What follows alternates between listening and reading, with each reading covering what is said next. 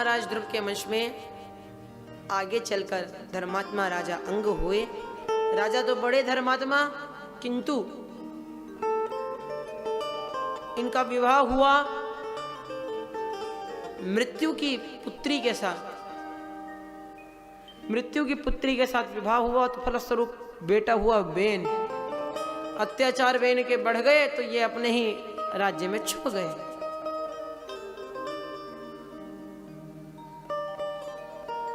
और विडंबना देखिए, बेन के सैनिक भी अंतरराष्ट्र में ढूंढ रहे हैं, अपने घर के अंदर नहीं ढूंढ रहे।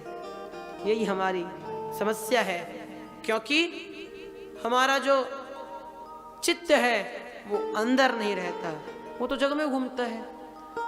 मनवा तो जग में फिरे, जीव फिरे मुख माही। माला तो कर में फिरे, ऐसो सुमिरन नाही, ऐसो सुमिरन नाही। जो माला तो कर में फिर रही है और हम इतने लंबी चौड़ी सुमरने लेके बैठ गए, जप रहे हैं, माला कर रहे हैं, लेकिन मन तो हमारा उनका हिसाब देना है वापस। बताओ भैया, दूध का बिल भेजा था अब तक आया ही नहीं, परचून के सामान की लिस्ट का बिल भेजा था अब तक भेजा ही नहीं। ये सारी बातें दिमाग में घूमती रहती। तो ये वास्तविक चिंतन नहीं है। परमात्मा हम ही बसे हैं, फिर भी हम उन्हें बाहर ढूंढते हैं। ऐसे ही ध्रुव जी महाराज के वंशीय बेन जी महाराज भी अपने पिताजी धर्मात्मा हैं, उनको संसार में ढूंढते फिर रहे हैं। बेन पिता नहीं मिले तो सर्वसम्मति से राजा बन गया।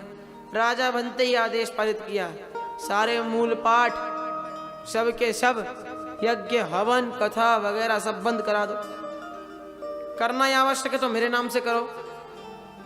बीनाय नमः, बेनाय स्वाहा,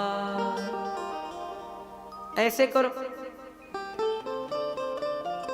बेचारे साधुओं ने बहुत समझाया, नहीं माने तो साधुओं को क्रोध आ गया, हुंकार ध्वनि भरी तो बेन तो बेचारा धराशायी होकर धरा पर गिर गया। अब साधु सोचने लगे, हमारा नाम है साधु, हम तो इन्हें सुधारने आए थे, लेकिन सुधारते सुधारते तो सिधार गए। अब क्या करे भैया? तो बेन के शरीर का मंथन किया। सबसे पहले पाप प्रकट हुए।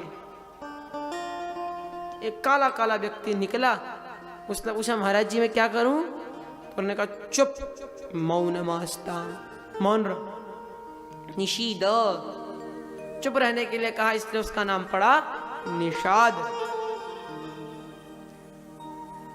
फिर पुनः मंथन किया तो अब की बार भगवान श्री हरि नारायण ही पृथु रूप में पधारे। बोलिए पृथु भगवान की जय। पृथु भगवान के रूप में भगवान पधारे।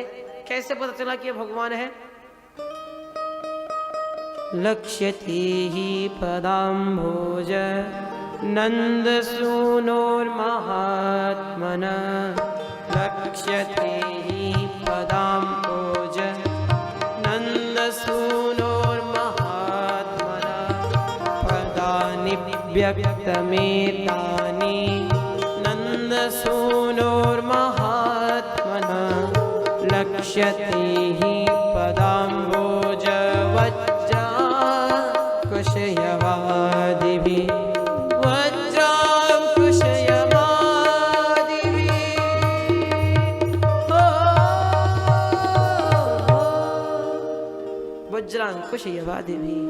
उनके हाथ पर कमल चक्र आदि के निशान देखे तो समझ गए नारायण के अवतार हैं, और नाम रखा पृथु। राजा बने तो लोग गुणगान करने लगे। इन्होंने कहा भैया गुणगान मत करो। क्यों? गुणगान उसी का करना चाहिए जिसने उसका काम किया हो। अभी तो कुछ किया ही नहीं है, बेफालतू है गुणगान।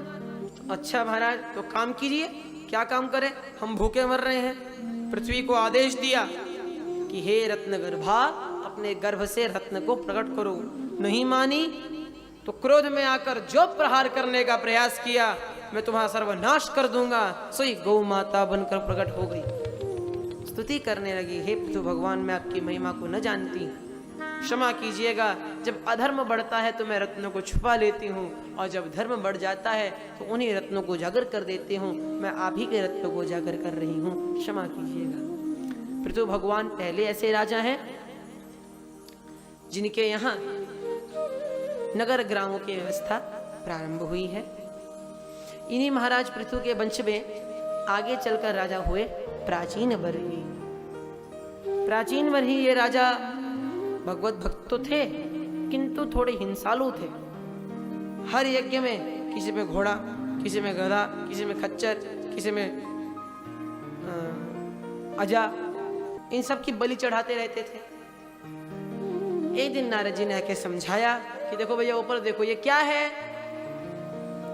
तो देख लिया, सारे हाथी घोड़े जो मारे थे उनके ऊपर क्रोधित होकर खड़े हैं कि अब हम तुम्हें मारेंगे। महाराज जी ऐसे क्यों कह रहे हैं कि तुमने निर्दोषों को मारा तो तुम्हें ये मारेंगे। महाराज, हमने जानबूझ के थोड़े ना मारा, उसमें कहा है, शास्त्रों में बलि मांगी है, दे दी बलि। यही हम पर भी घटता है।